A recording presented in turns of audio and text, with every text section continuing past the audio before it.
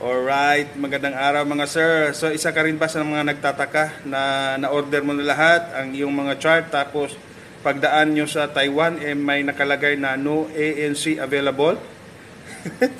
So wag na po kayong masyadong ma-stress dyan at talagang lahat tayo ay nakaranas yan. Yun? No? Napansin nyo? Ulit, isa pa, one round. Overlap.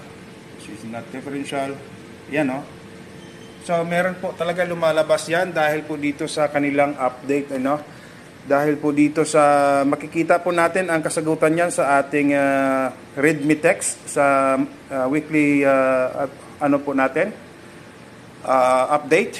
So, ito, piniprint out ko talaga every month para na sa ganun may reference po tayo, no?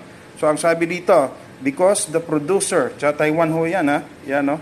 Because the producer is not listed as official by the International Hydrographic Office, the Taiwan data switch may show up in this display as non-official or non-ANC or unofficial.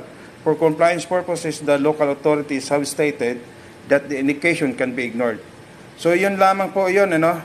At wag na po tayong masyadong magpaka-stress dyan sa no ANC available sa my Taiwan. Talagang normal na yan. So God bless you all and follow for more po.